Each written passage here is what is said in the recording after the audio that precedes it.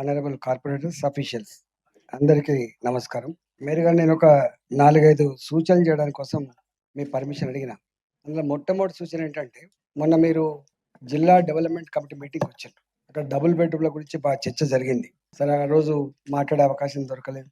Urban poverty rural poverty కంటే ఎక్కువ ఉంది మేము చూస్తున్న క్రమంలో. మీకు తెలుసు, రూరల్ ఏరియాలో ఉపాధి లేకపోతే పుట్ట చేత పట్టుకుని వస్తారు. వాళ్ళందరికీ అడ్డా హైదరాబాద్. అది ఓల్డ్ సిటీయా, న్యూ సిటీయా తేడా లేకుండా. నా సూచన ఏంటంటే, ఈ డబుల్ బెడ్రూములు కాన్సెప్ట్ గొప్పగానే ఉంది, కానీ ఈ డబుల్ బెడ్రూములు ఎక్కడో తురకపల్లిలో, ఎక్కడో అలియాబాద్లో కట్టి చార్మినార్ వాళ్ళకి ఇవ్వడం వల్ల, ఎక్కడో ఉన్నటువంటి చంద్రాయణగుట్ట వాళ్ళకి ఇవ్వడం వల్ల, వాళ్ళు అక్కడ పండ్లు అమ్ముకొని బతికేవాళ్ళు, కూరగాయలు అమ్ముకొని బతికేవాళ్ళు, 4 ఇళ్లలో పని చేసుకొని బతికేవాళ్ళు, వాళ్ళు అక్కడికి పోవాలంటే వీళ్ళ ఉపాధి పోతుంది మేడం. అందువల్ల నా సూచన ఏంటంటే, మొన్న అక్బరుద్దీన్ ఓవైసీ గారు కూడా ఈ సూచన చేశారు. ఏ నియోజకవర్గంలో ఉన్నటువంటి పేదలకి ఆ నియోజకవర్గంలోనే తప్పకుండా డబుల్ బెడ్రూమ్ వాళ్ళ సొంత జాగలలో కానీ లేదా ల్యాండ్ అక్వైర్ చేశాను ఇవ్వాలని చెప్పి నేను కోరుతా ఉన్నాను. నెంబర్ 1. రెండవది ఏంటంటే, ఈ పేదలకి ఇల్లు అనగానే ఇంత కాస్ట్లీ ల్యాండ్ ఇస్తామా అని చెప్పి మనకు ఎందుకో మెంటల్గా బ్లాక్ ఉంటుంది. పేదలకు ఇల్లు కట్టించేటప్పుడు ఎట్లన్నా మన అపార్ట్మెంట్స్ కట్టిస్తాం కాబట్టి, మంచి విలువైన ల్యాండ్స్ పేదలకు ఇవ్వడం నష్టం కాదు కాబట్టి, ప్రభుత్వ పరంగా ఎక్కడ విలువైన భూములున్నా లేదా అక్వైర్ చేసైనా ఇవ్వాలి తప్ప బయటికి పంపొద్దని చెప్పి ఒక సూచన చేస్తున్నాం. దీంట్లో మేము ప్రాక్టికల్ చూసింది ఏంటంటే, ఇవాళ మేము చూస్తున్నాం మొత్తం కట్టిన వాటిని సగం కూడా డిస్ట్రిబ్యూషన్ కాలేదు. మీకు తెలుసు, 3 ఏళ్ళు అవుతుంది అవంతా చర్చ చూసింటాం. ఇవాళ వాళ్ళు పాప సండే వస్తుంది తప్ప వాళ్ళు అక్కడ ఎవరు ఉండలేరు. అంటే ఎడారిలో ఉన్నట్టున్నారు మేడం. వాళ్ళకు ఒక వ్యవసాయ పనులకు పోవడానికి లేదు. ఎప్పుడన్నా డీసీఎంలు వచ్చి ఎక్కించుకొని పోతే పని తప్ప వాళ్ళకు రెగ్యులర్ పని అయితే లేదు కాబట్టి ఆ పేదలకి 100% ఏ నియోజకవర్గానికి ఆ నియోజకవర్గం కట్టియాలని చెప్పి నేను సూచన చేస్తాను. రెండవది ఏంటంటే, ఈ ఇచ్చిన డబుల్ బెడ్రూమ్లు మీరు ఒకసారి విజిట్, మీకు అనుభవం ఉంది, ఇక్కడ ఉన్న వాళ్ళందరికీ అనుభవం ఉంది. కొన్నిటికి రోడ్లు లేవు, కొన్నిటికి లైటింగ్ లేదు, కొన్నిటికి వాటర్ కనెక్షన్ అయితే అసలు లేనే లేదు, డ్రైనేజ్ కనెక్షన్ లేదు, కరెంటు సప్లై లేదు. వాళ్ళకు రూరల్ ఏరియాలో 5 కిలోమీటర్లు మెయిన్ రోడ్ నుంచి వెళ్ళిపోతున్నప్పుడు రాత్రిపూట పోవాలంటే లైట్లు లేవు. ఎక్కడెక్కడైతే కట్టిన వాటిని కొన్ని వేల కోట్ల రూపాయలు పెట్టి కట్టినాం కాబట్టి, ఆ ఇచ్చిన ఇళ్లలో ఉండడానికి కావాల్సిన ఫెసిలిటీస్ ఏవైతున్నాయో తక్షణం అది చేసే ప్రయత్నం చేయండి. లేకపోతే ఇన్ని వేల కోట్ల రూపాయలు పెట్టి కూడా నిరర్ధకంగా ఉండేటువంటి ఆస్కారం ఉంది. కాబట్టి నేను ఈ కాంప్లెక్స్ ఆ కాంప్లెక్స్ అని చెప్పలేదు. ఎందుకంటే మా దగ్గర కూడా హైయెస్ట్ ఎక్కువ ఉండేది మా దగ్గరనే ఉండేది, మేడ్చల్ జిల్లాలో ఉన్నాయి. కాబట్టి మీరు దయచేసి దాని మీద ఒక కమిటీ వేసి, ఎందుకంటే కన్నన్ గారు కూడా కొంచెం ప్రొయాక్టివ్ ఉన్న ఆఫీసరే కాబట్టి కొంచెం ఆ పని చేయాలని చెప్పి దీనికి ఒక కమిటీ వేసి చేయాలని చెప్పి సూచన చేస్తున్నాం. రెండవది మేడం, ఇక్కడ డ్రైనేజ్ వ్యవస్థలో మీకు తెలుసు చాలా ఇంపార్టెంట్ డ్రైనేజ్ వ్యవస్థ. అదేమో వాళ్ళు చూస్తారు, జలమండలి వాళ్ళు చూస్తారు, కోఆర్డినేషన్ ఏమో చక్కగా లేదు. నేను కొన్ని స్పెసిఫిక్గా చెప్పినాను. నేను ముఖ్యమంత్రి గారు కూడా ఒకటి రాసిన. ఇవాళ మీకు తెలుసు 1/3 పాపులేషన్ తెలంగాణ మీరు రూల్ చేస్తున్నారు. ఇవాళ మీది ఎంత ఎఫెక్టివ్గా ఉంటే ఇది అంత ఎఫెక్ట్. ఇది గ్లోబల్ సిటీ, ఇది వైబ్రెంట్ సిటీ, చాలా గొప్పగా దూసుకుపోతున్న సిటీ అని మనం ఇది అంటున్నాము. ఇలా హైటెక్ సిటీ పోతేనేమో న్యూయార్క్ లాగా ఉంటుంది మేడం. ఇక్కడ మా అడ్డగుట్టకు పోయినా, లేకపోతే ఇక బాలాజీ నగర్ పోయినా, జవహర్ నగర్ పోయినా ఎట్లా ఉంటుందో, మా వీరన్న గుట్టకు పోయినా, ఎక్కడ పోయినా కూడా ఎంత వెక్కిరిస్తా అంటే ఎంత వ్యత్యాసం ఉందో మనకు అర్థం కావాలి. నేను అంటున్నా, నిజంగా ప్రభుత్వాలు కావచ్చు, ఇవాళ మీది కావచ్చు, మీ చూపంతా కూడా ఆ పేదల అడ్డాల వైపు ఉండాలి అంటున్నాను. ఆ పేదల అడ్డాల వైపు ఉండాలి. వాళ్ళు నోరు లేని వాళ్ళు రారు వాళ్ళు ఇక్కడికి. దయచేసి ఇక్కడ అంటే 60-70% ఆదాయాన్ని ఇచ్చే హైదరాబాద్, ఇక్కడ ఖర్చు పెట్టే డబ్బు మనం రేషియో ప్రకారంగా మీరు చూడండి. మొత్తం తెలంగాణ వ్యాప్తంగా ఎంత ఖర్చు పెడుతున్నాం, హైదరాబాద్ ఎంత ఖర్చు పెడుతున్నాం చూసి కొంచెం ఆ వ్యత్యాసం లేకుండా, ఆర్తనాదాలు లేకుండా, బాధలు లేకుండా చేయాలని చెప్పి నేను కోరుతాను. ఇప్పుడు మీరు చిన్నప్పటి నుంచి టౌన్లో ఉన్నారు, నేను చిన్నప్పటి నుంచి ఇక్కడే చదువుకున్న కాబట్టి నేను ఇలా వనస్థలిపురం ఉంది. వనస్థలిపురం ఒకప్పుడు చిన్న కాలనీలు, మీకు ఇవన్నీ చిన్న చిన్న ఇల్లు ఉండేది, 2 బెడ్రూమ్లు చిన్న ఇల్లు ఉండేది. ఇవాళ ఆ 200 గజాలలో, ఆ 300 గజాలలో 4 అంతస్తులు, 5 అంతస్తులు. ఒకప్పుడు 10,000 జనాభా ఉండే ఏరియా ఇవాళ 1,00,000 జనాభా ఉంది. నేను మీకు ఏం సూచన చేస్తున్నా కన్నడ గారు అంటే, మీరు వేసే పైప్ లైన్లు కొత్త జాగాలన్నా, ఇప్పుడు ఎక్కడైతే కొత్తగా ఎక్స్పాండెడ్ కాలనీలు వేస్తున్నారు, ఇవాళ మీరు ఏమనుకుంటారు అంటే ఇవన్నీ సింగిల్ ఫ్లోర్ ఇండ్లే, వీటికి ఎంత అవుతుంది, జస్ట్ 6 ఇంచుల డయాస్ సరిపోతుంది, అట్లా వేయకండి. ఇవి ఎన్నటికన్నా మళ్ళీ ఒకనాడు వనస్థలిపురం లెక్క అవుతాయి అని, ఎన్నడన్నా ఒకనాడు ఈ కూకట్పల్లి అవుతాయి అని చెప్పి భావించుకొని మీరు పైప్ లైన్ కాస్ట్ తక్కువ, పైప్ లైన్ డిగ్ చేయడానికి ఎక్కువ అవుతుంది, మళ్ళీ సిమెంట్ రోడ్లు వేయడానికి ఎక్కువ అవుతుంది. కాబట్టి మీరు ఎక్కడైనా చూడండి, మీకు మీకు అనుభవజ్ఞులు గారు చెప్తున్నా, పైప్ లైన్ వేయడానికి తక్కువ కాస్ట్, మళ్ళీ సిమెంట్ రోడ్డు పగలగొట్టేయడానికి ఎక్కువ కాస్ట్ అయ్యేటువంటి ఆస్కారం ఉంది. కాబట్టి ఎక్కడెక్కడైతే కొత్తగా మీరు ఎక్స్పాన్షన్ ఉన్నటువంటి కాలనీలలో కొత్త కాలనీలు వేస్తున్నారో అక్కడ మాత్రం మీరు ఒక 20 ఏళ్లకు 30 ఏళ్ళ సరిపడా పైపులు అన్ని సేమ్ అయితే ఒక పైపుల కాస్ట్ ఎక్కువ అవుతుంది. కాబట్టి పైపులు కొంత పెద్ద డయా వేసే ప్రయత్నం చేయండి. లేకపోతే 2 ఏళ్లకే 3 ఏళ్లకే మొత్తం పొంగుతున్నాయి, మొత్తం బ్లాక్ అయిపోతున్నాయి అని చెప్పి చెప్తా ఉన్నారు. కాబట్టి ఆ కేర్ తీసుకోవాలని చెప్పి నేను అధికారులకు చెప్తా ఉన్నాను. రెండవది దాంట్లో కూడా మేడం, ఇవాళ మీకు తెలుసు దీంట్లో హెచ్ఎండబ్ల్యూ ఒక 30% 40% స్ట్రాంగ్ వాటర్ డ్రైన్లు లేకపోవడం వల్ల మళ్ళీ మీరు దీనికే కలుపుతున్నారు. కలపడం వల్ల ఏమైపోతుంది, దాని మీద మీకు అవి ఉంటాయి కదా మీ ఎస్టీపీలు, ఆ ఎస్టీపీల మీద లోటు పడి అవి పనిచేస్తలేవు, డిఫంక్ అయిపోతున్నాయి.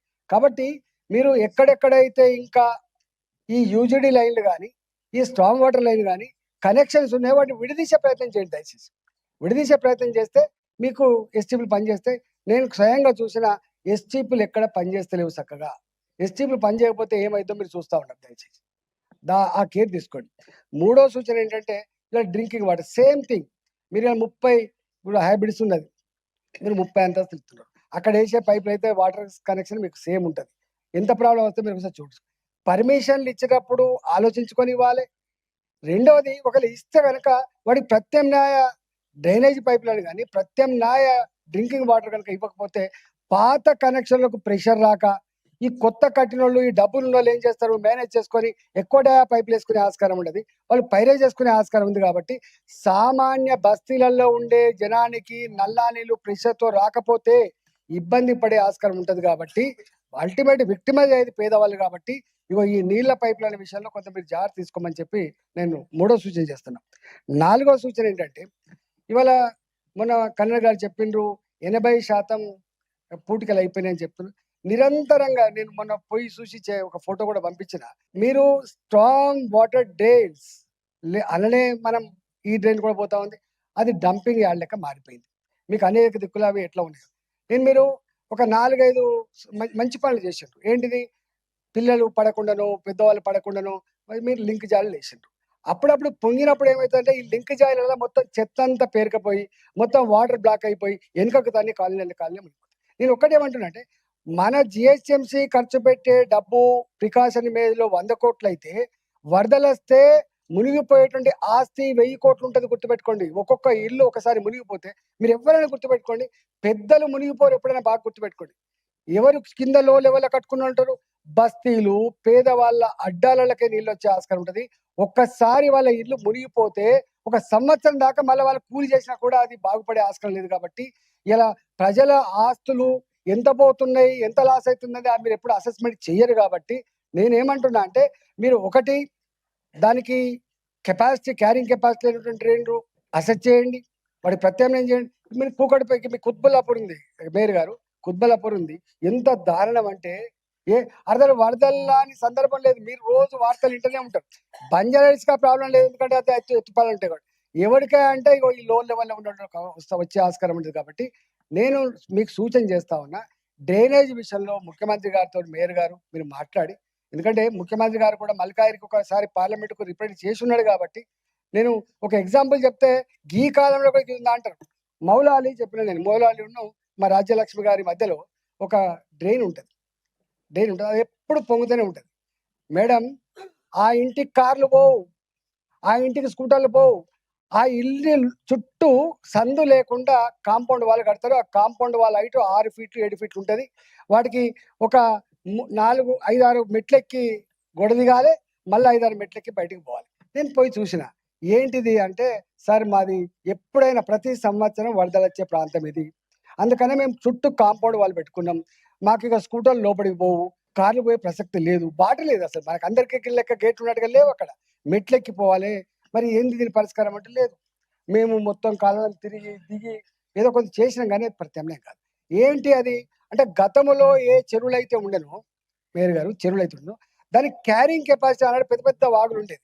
ఈ భూములన్నీ మెల్లమెల్లగా ఆక్రమించుకోవడం వల్ల దానికి క్యారింగ్ కెపాసిటీ పెరిగిపోయింది. Water spread area is same.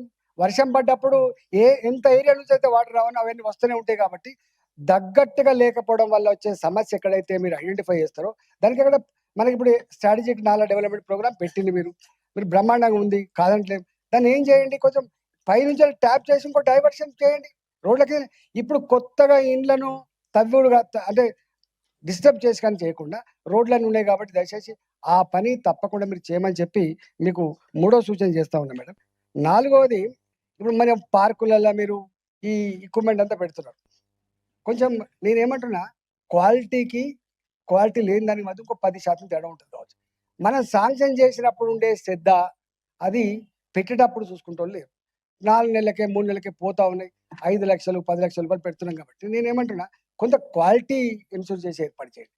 పెట్టినాం 4 రోజులకే మళ్ళీ ఖరాబ్ అయిపోతే కష్టమయ్యేటువంటి ఆస్కారం ఉంటుంది కాబట్టి కొంచెం క్వాలిటీ ఇంప్రూవ్మెంట్ చేసే ప్రయత్నం చేయమని చెప్పి నేను కోరుతా ఉన్నా. పార్కులు కూడా ఇప్పుడు ఇప్పటికైనా సరే మీకు తెలుసు, కాంక్రీట్ జంగల్ అయిపోయింది బిడ్డ, టెంపరేచర్ పెరుగుతుంది బిడ్డ, ఇవన్నీ అంటున్నాం మనం. నేను అంటున్నా,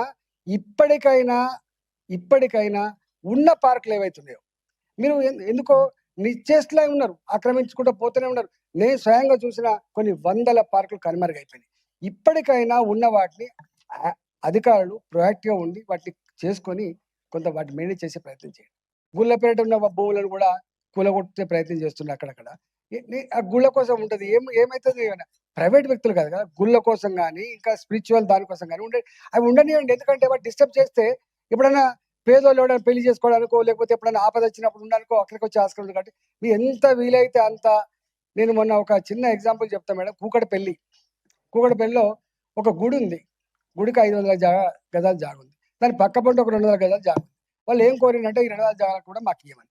ఆ 200 జాగాలో ఒక రేకుల షెడ్ వేసుకుంటే టెంపుల్ వాళ్ళు దాన్ని కొట్టిపోయింది. నేనేమంటున్నా అంటే హౌసింగ్ బోర్డ్ తోటి కూడా మీరు కోఆర్డినేట్ చేసుకొని ఎక్కడెక్కడైతే ఇట్లాంటి భూములు ఉన్నాయో కనీసం ఎక్కడ మనకి ఏం లేకుండా పోయింది. మీరు కూకటపల్లి ఒకసారి పోయి చూడండి, అసలు సైకిల్ కూడా పోయిన పరిస్థితి కాబట్టి దయచేసి అట్లాంటి గుళ్ళకు పక్కపండు ఉండే భూములు కానీ పార్కులకు పక్కపండు ఉండే భూములు కానీ డిజిగ్నేటెడ్ ఈ పార్కుల ల్యాండ్ కానీ కాపాడమని చెప్పి మేము కోరుతున్నా. తర్వాత కోఆర్డినేషన్ లేదు మనకు. ఇప్పుడు మీ హెచ్ఎండబ్ల్యూ ఉంది, వాళ్ళ మీద అంటే మన మీద అంటున్నాం, మన మీద అంటే వాళ్ళ మీద అంటున్నాం. ఎట్లా చేసి కోఆర్డినేషన్ చేసుకుని చేయండి. నేను మొన్న ఒక 2 times నేను ఒక మీటింగ్ పెట్టినా. అప్పుడు ఇల్లంబర్తి గారు ఉండే రైల్వేస్ విషయంలో. మీరు ఎప్పుడైనా చూసిందో లేదో, ఈ మధ్య కాలంలో రైళ్ల స్పీడ్ పెరిగింది, రైళ్ల ఫ్రీక్వెన్సీ పెరిగింది. ఈవెన్ చాలా మంది తెలియకుండానే నేను లోకల్ చూస్తా ఉన్నా, చాలా మంది చచ్చిపోతున్నారు. ఆ ఫోటోలు అవన్నీ నేను పెడతా.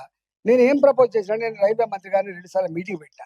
అయ్యా, మీరు నా ఒక్క హైదరాబాద్లో కాదు, ఎక్కడెక్కడైతే పెద్ద నగరాలు ఉన్నాయో ఆ నగరాల గుండా పాస్ అయ్యేటువంటి ఈ రైల్వే ట్రైన్లు ఏవైతున్నాయో చాలా స్పీడ్ ఎక్కువైపోయింది. 150 కిలోమీటర్ల స్పీడ్ తోటి వాళ్ళు అసెస్ చేయలేక చచ్చిపోతా ఉన్నారు. కాబట్టి నేనేమన్నా అంటే, ఎన్ని వీలైతే కానీ ప్రజలు పట్టాల మీదకి రాకుండా ఉండే పద్ధతులలో నేను మన సనత్ నగర్ నుంచి వెళ్ళి పత్తెనగర్ పోయినా.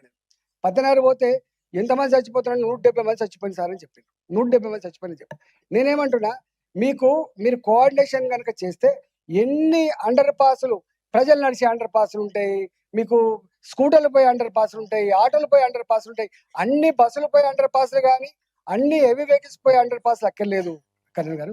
నేను ఇంకా మీకు ఏమంటున్నా, మీరు ఒక సింగిల్ పైసా పెట్టుబడి లేకుండా రైల్వే డిపార్ట్మెంట్ తోటి మీకు కాచిగూడ యాకత్పుర పోయే లైన్ ఉన్నది, లేకపోతే సనత్ నగర్ పోయే లైన్. మీరు హైదరాబాద్ నగరంలో ఎన్ని అండర్ పాస్ల కోసం మీరు వచ్చేసారు. సపోజ్ మనకు పట్టాలు 8 ఫీట్ల హైట్ 9 ఫీట్ల హైట్ తోటి పోయేటుంటాయి, ఈజీగా అవుతాయి. అక్కడక్కడ కొంత భూమి లెవెల్నే ఉంటాయి. అక్కడ డ్రైనేజ్ కొంచెం మీకు తెలుసు, టనల్స్ కొడితే డ్రైనేజ్ పోతుంది. మీరు ఎక్కడెక్కడ 100 కావచ్చు 150 కావచ్చు ఎన్నైనా ఇప్పుడు సిద్ధంగా ఉన్నాం. నేను 2 సార్లు మీటింగ్ పెట్టా. దయచేసి దానికి సహకరించమని చెప్పి కోరుతున్నాను. లేకపోతే చచ్చిపోతున్న వాళ్ళంతా ఎవరు చచ్చిపోయి పత్తెనగర్ ఉంది, పత్తెనగర్లో ఉన్న వాళ్ళంతా మేడం, పత్తెనగర్ అంతా ఇండ్లల్లో పని చేసుకొని బతికేటోళ్ళు. వాళ్ళు ఎడిపోవాలి, సన్నద్ధ దిక్కుపోవాలి. వాళ్ళు 1000 మంది 2000 మంది మహిళలు వచ్చి ఏడుచుకుంటా బిడ్డ గిట్ట సంగతి అని చెప్తే ఈ ఏడుచుకుంటా అంటే వాళ్ళు నిజంగా బాధ అనిపించింది. కాబట్టి దయచేసి అట్లాంటి రైలు క్రాసింగ్లు చాలా ఉంటాయి కాబట్టి ఎక్కడెక్కడ ఉన్నాయో ఐడెంటిఫై చేసుకొని అటుపక్క రోడ్ ఉంటే చాలు, ఇటుపక్క రోడ్డు చాలు, మీరు టన్నెల్ కొట్టి ఏర్పాటు చేసుకుందాం. ఎన్ని అని ఇవ్వడానికి సిద్ధంగా ఉన్నాం. తర్వాత మీకు రైల్వే డిపార్ట్మెంట్ ఉంది, కోఆర్డినేషన్ లేదు. నేను 2 సార్లు మీటింగ్ పెట్టినాను. ఇప్పుడు ఫర్ ఎగ్జాంపుల్ వినాయక నగర్, వాజ్పేయి నగర్ ఉంది, వినాయక నగర్ ఉంది, షెఫిల్ కూడా ఉంది, అన్ని శాంక్షన్ అయినాయి. 20 ఏళ్ల క్రితం శాంక్షన్ అయింది. ఎక్కడ మన 133 డివిజన్లో దాని మచ్చ బొల్లారం దగ్గర 20 years బ్యాక్ స్టార్ట్ అయినాయి. కొన్ని దగ్గర రైల్వే మంత్రులతో శిలాపలకాలు కూడా వేసారు, కానీ ఇంతవరకు తట్టడి మట్టి తీయలేదు. మీరు అర్థం చేసుకోండి, ట్రాఫిక్ ఎంత జామ్ అవుతుందో. 2 గంటలు కదా, మేము ఇంటికి 2 hours అవుతుంది. ఆఫీసులో అలసిపోవడం దానికంటే ట్రాఫిక్లో అలసిపోతున్నటువంటి బాధ ఎక్కువ ఉన్న విషయం మీకు తెలుసు. ఎన్ని కట్టుకున్నా కూడా సమస్యను అధిగమించలేకపోతున్నాం. మీరు దయచేసి ఈజీగా అయ్యేటువంటి పనులు ఏవైతున్నాయో, ఎక్కడెక్కడ ఉన్నాయో గట్లాంటి అన్ని కూడా మీరు చేసే ప్రయత్నం చేయండి. రైల్వే డిపార్ట్మెంట్ ఏం ఒప్పించినాం, రాష్ట్ర ప్రభుత్వం ఇవ్వకపోయినప్పటికీ కూడా 100%. ఇంతకుముందు ఏముండే అంటే కాంట్రిబ్యూషన్ ఉండేది, ఇలా కాంట్రిబ్యూషన్ లేకుండా కూడా ఒప్పించడానికి సిద్ధంగా ఉన్నాం. కాబట్టి మీరు దయచేసి ఆ పని చేయమని చెప్పి కోరుతున్నా. తర్వాత జిహెచ్ఎంసీ కాకపోవచ్చు కానీ ట్రాఫిక్ కూడా మీరు కోఆర్డినేషన్ చేసుకోవాలి. కొన్ని దిక్కుల సిగ్నల్స్ లేవు, కొన్ని దిక్కుల కనీసం పోలీసులు ఉండలేరు. కాబట్టి అది చాలా పెయిన్ఫుల్. ఎంత తిట్టుకుంటున్నారు అంటే 20 నిమిషాలు, 30 నిమిషాలు ట్రాఫిక్ ఎవరు ట్రాఫిక్లో జామ్ అయినా కూడా ఇబ్బంది పడుతుంది. కాబట్టి దయచేసి మీరు కొంచెం ఆ ప్రయత్నం చేయండి. తర్వాత రోడ్లు అయితే నోరున్న వాళ్ళు డబ్బులు తీసుకుపోతారు, మీకు తెలుసు. నోరున్న వాళ్ళు డబ్బులు తీసుకుపోవడం కాదు, ఎక్కడ నీడు ఉందో అక్కడ ఇవ్వండి దయచేసి. ఈ కార్పొరేటర్ 2 కోట్లు ఇచ్చిన కాబట్టి నాకు 2 కోట్లు ఇవ్వండి నేను అంటలేదు, కానీ మీరు ఏమనుకోకుండా. నేనేమంటున్నా అంటే కొత్తగా ఎక్కడెక్కడైతే కనీసం రోడ్లు లేవో, కనీసం మోరీలు లేవో, కనీసం నీళ్ళ పైపులు లేవో, కనీసం లైట్లు లేవో వాటికి ముందిచ్చే ప్రయత్నం చేయండి. ఎక్కడెక్కడైతే ఆల్రెడీ సిమెంట్ రోడ్ ఉంది, కొంచెం గుంతలు పడగానే మళ్ళీ ఒక లేయర్ డాంబర్ వేసే కాకుండా మీరు ఆ పని చేయండి. బాగా పైసలు ఉన్నప్పుడు తప్పకుండా పని చేయండి. మీరు ఆ పాత రోడ్ల మీద వేసే సిస్టమ్ వద్దంటలేను, కానీ వాటికేమో హోల్స్ పూడ్చే ప్రయత్నం చేయండి. అసలు లేని దగ్గర మీరు కొంత చేసే ప్రయత్నం చేయమని చెప్పుకోతున్నా. లైటింగ్ విషయంలో కూడా మీరు మేడం చాలా బ్యాడ్ ఉంది.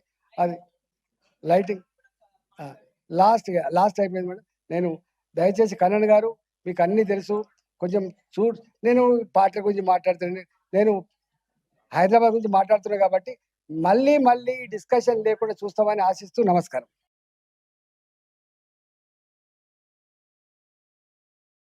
ఈ వీడియో మీకు నచ్చినట్టయితే లైక్ చేయండి, 10 మందికి షేర్ చేయండి. అలాగే కామెంట్ల రూపంలో మీ అభిప్రాయాలను మాతో పంచుకోండి. Nationalist hub group of channels ను సబ్స్క్రైబ్ చేసుకుని తెలుగునాట జాతీయవాద జర్నలిజాన్ని ప్రోత్సహించండి. ఈ వీడియో కింద ఉన్న బెల్ ఐకాన్ పై క్లిక్ చేయడం మర్చిపోవద్దు.